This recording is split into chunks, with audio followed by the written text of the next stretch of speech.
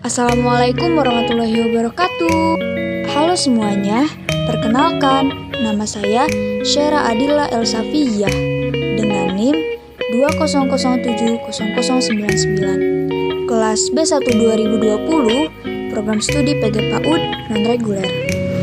Ini diajukan untuk memenuhi tugas mata kuliah pengembangan fisik motorik anak usia dini yang diampu oleh Ibu dosen Chandra Asri Windarsi, SH, MPD dengan kode mata kuliah 421207303. Di sini saya akan memberikan stimulasi fisik motorik berupa motorik halus. Langsung saja kita lihat yuk apa stimulasi yang saya berikan dan dengan cara apa stimulasi tersebut diberikannya. Yang pertama adalah membuat topeng dengan tema binatang buas yang menggemaskan. Motorik halus yang terdapat di sini adalah menggunting, mewarnai, dan menempel. Di sini, anak diperintahkan untuk menggunting pola yang telah tersedia, kemudian setelah itu mewarnai gambar yang masih polos, dan terakhir menempel dan menyambungkan bagian belakang topeng yang nantinya akan dilingkarkan di kepala. Selain tujuan utamanya untuk melatih atau mengembangkan motorik halus pada anak, cara yang digunakan juga membuat anak tidak jenuh saat melakukannya karena hasil dan proses yang dilakukan itu dengan sesuatu yang menyenangkan. Anak akan mendapatkan hasil yang disukai anak pada umumnya, yakni topeng berkarakter yang gemas dengan hasil karya dan usahanya sendiri.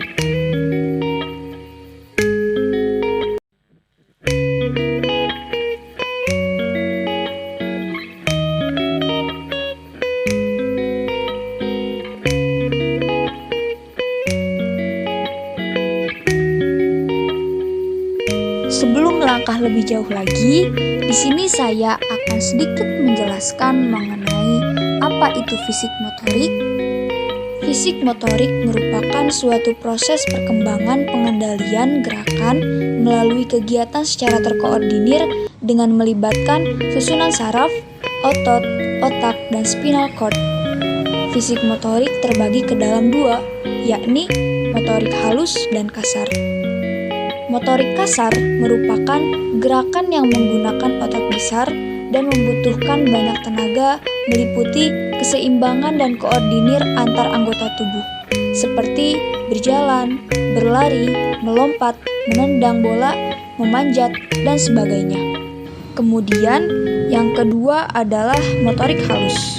Motorik halus merupakan gerakan yang menggunakan otot kecil yang berkoordinasi dengan mata dan tangan, seperti menulis, menggambar, mewarnai, merobek, menggunting, meremas, melipat, dan sebagainya. Seperti stimulasi yang saya berikan kali ini, yakni pemberian stimulasi berupa motorik halus. Karena di sini anak dilatih untuk menggunting, mewarnai, juga menempel. Manfaat dari stimulasi ini adalah agar tangan anak tidak kaku saat menulis atau saat menggenggam, dan masih banyak lagi manfaat lainnya.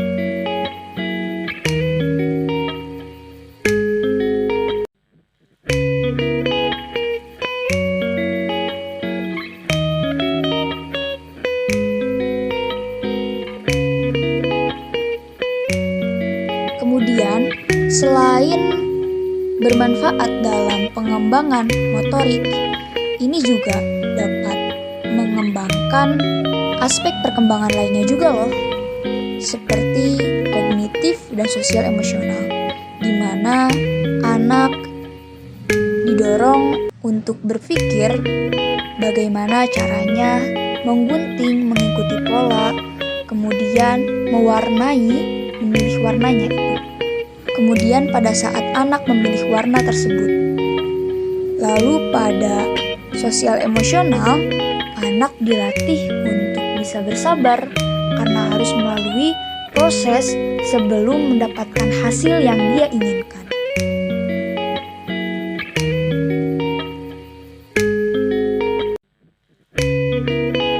Kemudian yang kedua adalah membuat ular dari kertas lipat.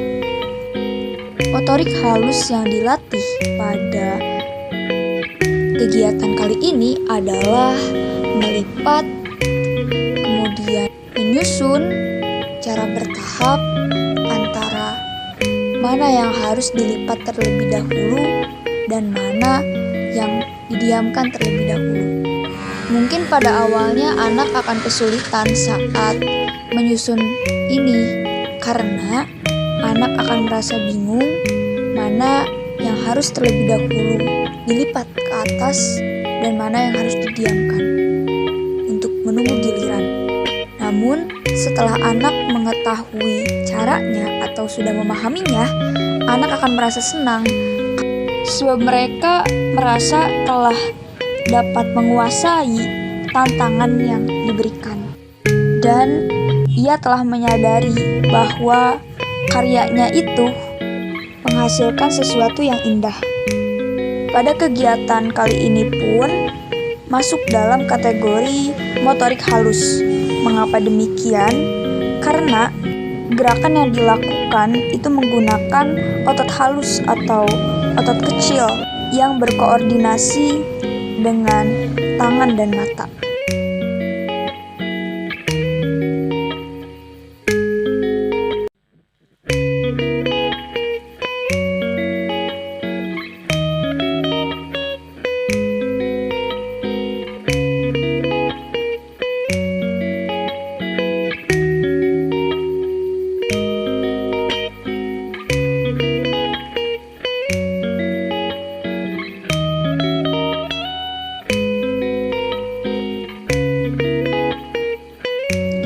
Dalam melakukan suatu kegiatan untuk mengembangkan suatu aspek perkembangan, jika kita lebih menyadarinya, aspek yang berkembang itu tidak hanya dalam satu aspek.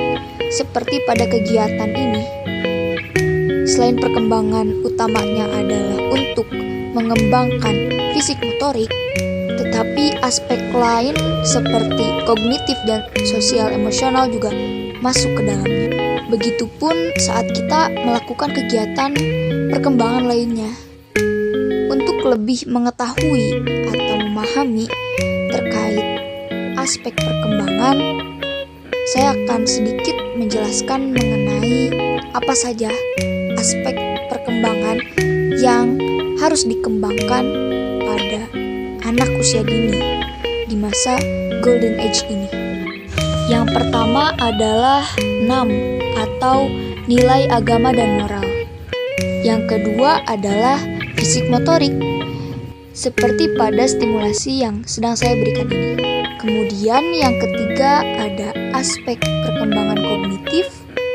Lalu yang keempat ada aspek perkembangan bahasa. Kemudian yang kelima ada aspek perkembangan sosial emosional. Dan yang terakhir ada aspek perkembangan seni. Nah, setelah sedikit mengetahui mengenai apa saja aspek perkembangan yang harus dikembangkan pada anak usia dini, kita pasti menyadari bahwa dalam satu kegiatan ternyata mempunyai banyak aspek yang bisa kita kembangkan.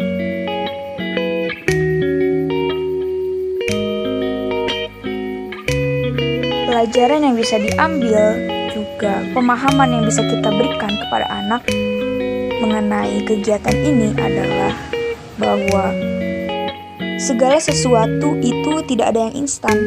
Perlu ada usaha yang dilakukan dan proses yang dijalankan agar hasil yang didapat atau tujuan yang ingin dicapai sesuai dengan apa yang kita inginkan. Di sini juga anak dilatih untuk mandiri. Kemandirian ini masuk ke dalam aspek perkembangan sosial emosional. Nah, itu dia kegiatan untuk menstimulasi fisik motorik atau lebih khususnya yakni motorik halus. Semoga ini dapat bermanfaat untuk kita semua. Terima kasih sudah menonton. Saya pamit undur diri. Wassalamualaikum warahmatullahi wabarakatuh. Dadah.